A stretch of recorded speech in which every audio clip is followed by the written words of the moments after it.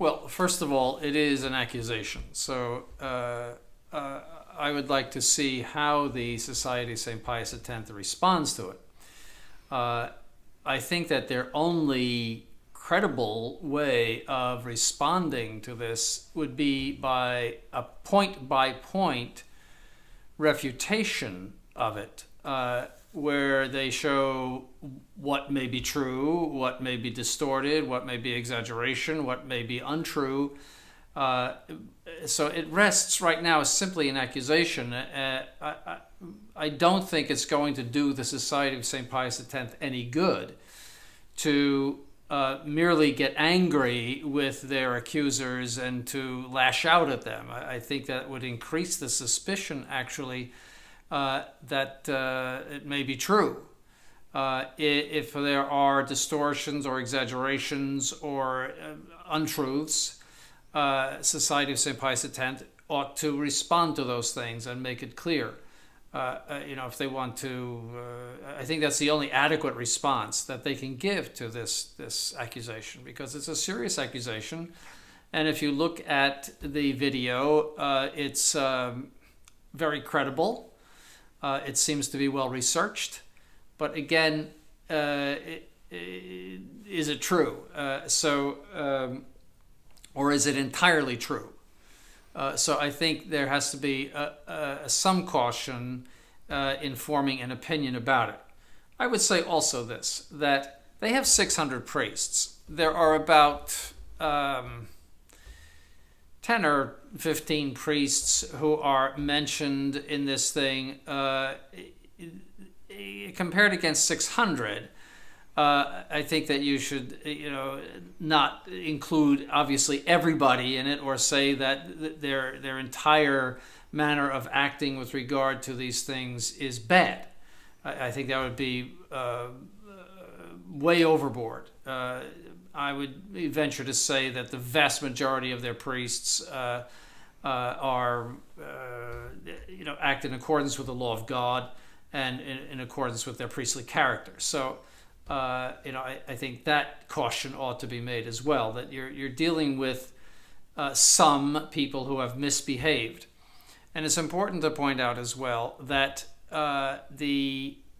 every single organization and every single walk of life has people or have people who misbehave, who do things that are wrong and many times sexually wrong.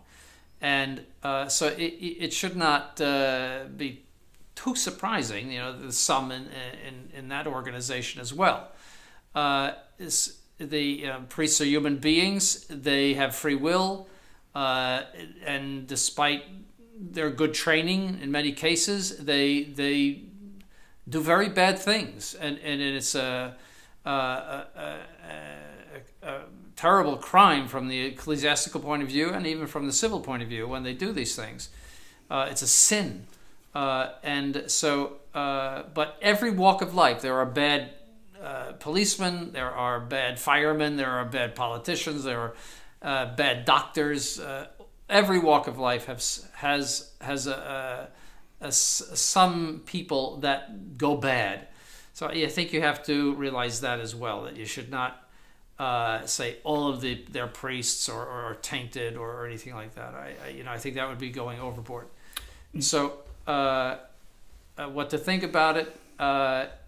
If it is true, I think it's very alarming. Not so much that there are priests who are misbehaving. That's very bad. But what is far more important is how they're handling it.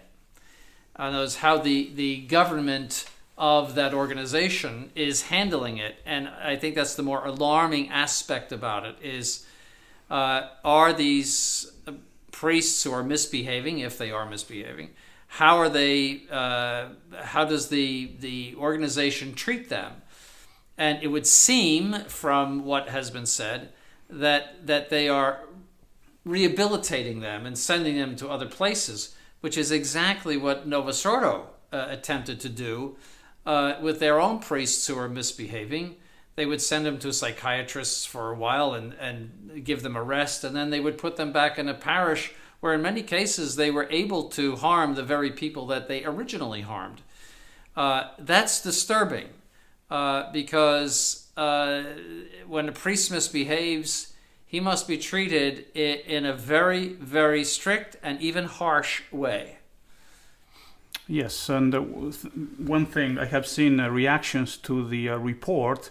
Some people saying everyone should be considered innocent until proven guilty, which is obviously true. On the other hand, there is testimony of people who have given their names. There is a priest in the report, other former members of the society that give testimony in the report.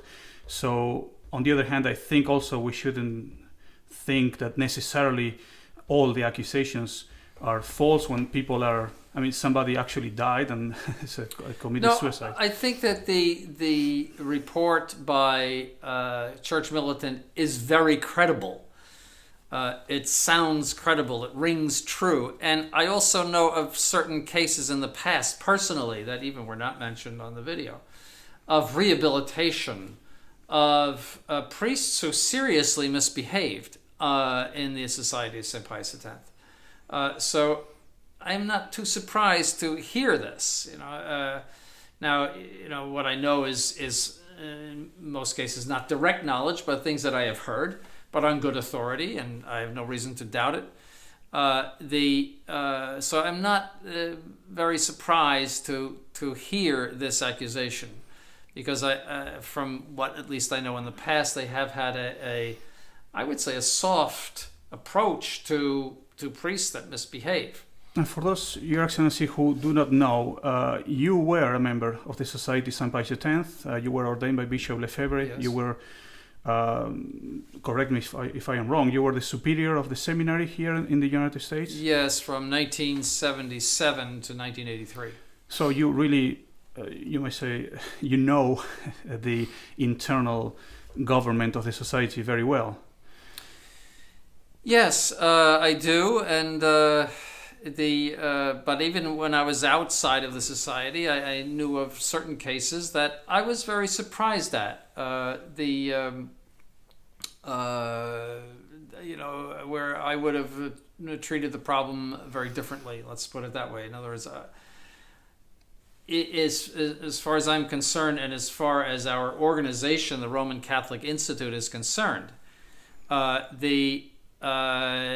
any kind of sexual misconduct on the part of priests is handled in a very, very strict way. The first, if there is a credible accusation, the priest is automatically suspended. That means he cannot say Mass, he cannot do anything, any sacred act, sacraments, anything. And that is not to say he's guilty. That is simply to say that we don't know, and as a precaution, we are going to have you stop functioning. And as I said, that is to say nothing about his innocence or his guilt. Then, in a very short amount of time, he is summoned to appear before the Superior General and other priests that are appointed by the Superior General in order to determine the truth of the accusation, and if necessary, the accuser is called in to face the accused, and there can be cross-examination by both the Superior General or the priests that are interrogating, or each other. The accused and the accuser can in front of the Superior General and the other priests, the judges, that they can have a conversation about what exactly happened, and so that a whole group of judges can make a determination to see if it is true or not. And in that case, if the accusation is deemed to be true, then what happens is that the priest is sent away permanently from the Roman Catholic Institute with no ability to ever return. And we do not have the ability to defrock a priest. Only the bishop of the diocese has authority to defrock a priest. But I would tell such a priest, you should abandon the priesthood. you should go out and get an honest job. You should just not function as a priest anymore after having done such a thing. And we would treat him that way. We would not have anything to do with him anymore after that. That's the way we would handle it. So there would be no rehabilitation possible, no counseling or anything like that. If you misbehave in that way, you're out. That's it, and you can never come back. And we will never have any kind of apostolate with you, even in a remote way. You're just out. We never really want to hear from you again. And our group of priests, the Roman Catholic Institute, they understand that. That has to be the law. And that would prevent a lot of this. If they knew that there was no way in which to recover from such an act, that would prevent a great deal of it, in my opinion. But apparently, and from my own experience in the past, and apparently from this report, allegedly, they've had a much different approach to it, a softer approach to priests who have misbehaved. Your Excellency, a question that may be asked by someone is, what about denunciation, or to make the name of priests that misbehave public? That's not necessarily a good idea either, right? Well, I think there has to be crime and punishment. I think everyone should understand that in all times of the church, in all of church history, there were priests who misbehaved. Everyone must understand that priests are not angels necessarily. They ought to be, but they're not angels necessarily. And like every organization, some of them will go bad. So I think that the preservation of privacy in it could be very detrimental, because I think what is satisfactory to people, to the faithful, is that if they see someone who has misbehaved and he's punished for it in the correct way, the way I described for our own priests, that there is crime and punishment, that there is justice done. For example, in society, there are criminals. An ordered society is one which arrests the criminals and tries them and punishes them. That's an ordered society. A disordered society is one in which the police are corrupt and they're paid off and criminals have free reign and they can function as they will. I think that any ecclesiastical society should be an ordered society in which criminals are punished according to their crimes. And I think that would satisfy people.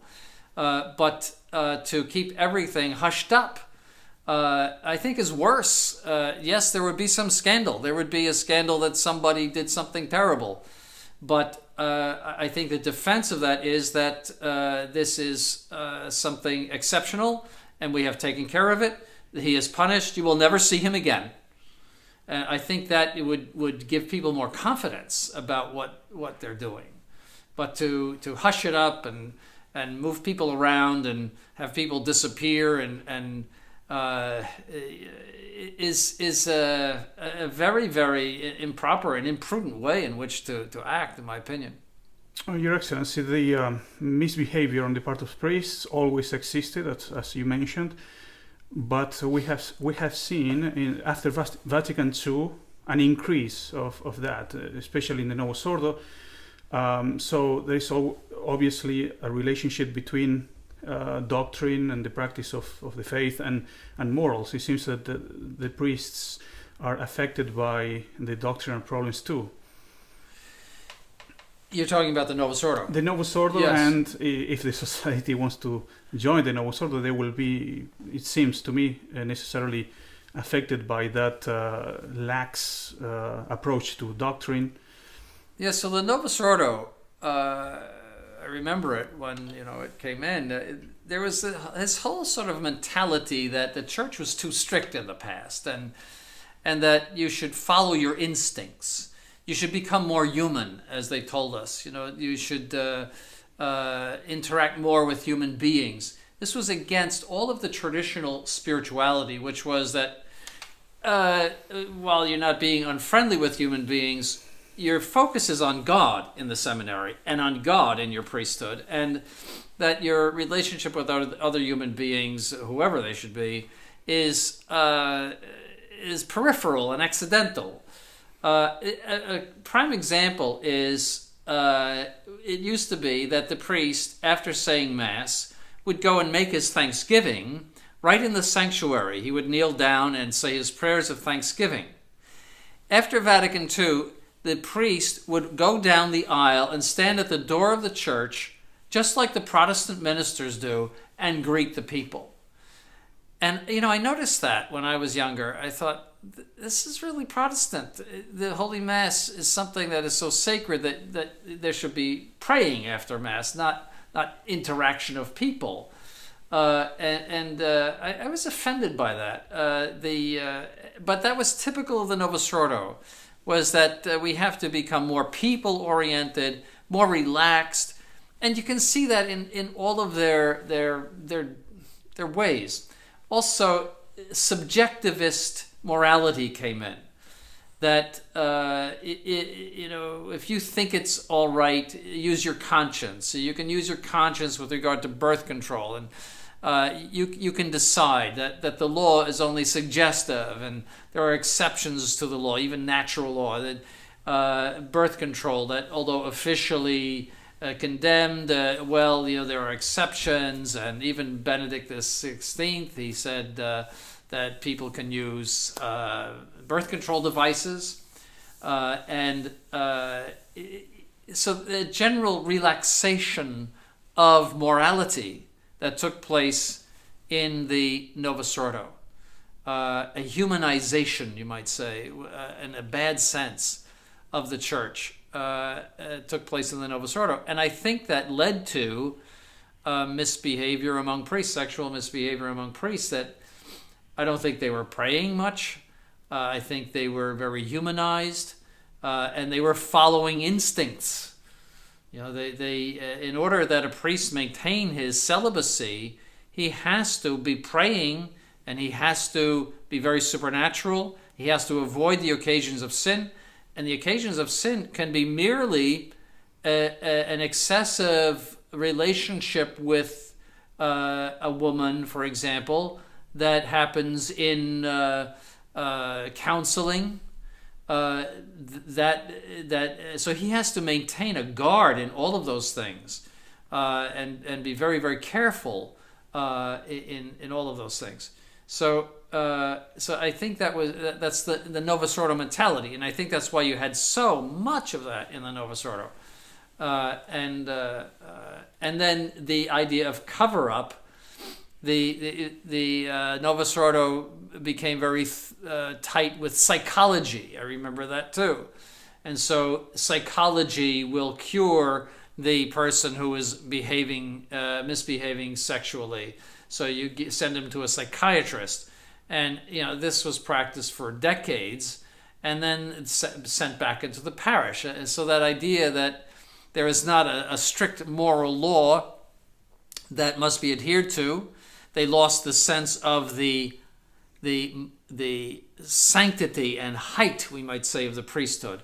The priest as a consecrated vessel, the priest as another Christ, and who should be manifesting all the virtues of Christ. They lost sight of that. The priest became just some sort of minister that did something at the altar, and then organized various parish activities, and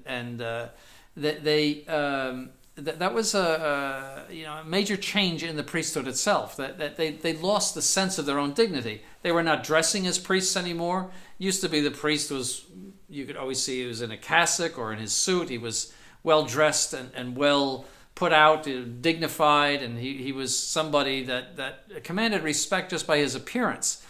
Whereas the priests now are you can always tell they're priests because they're so badly dressed. But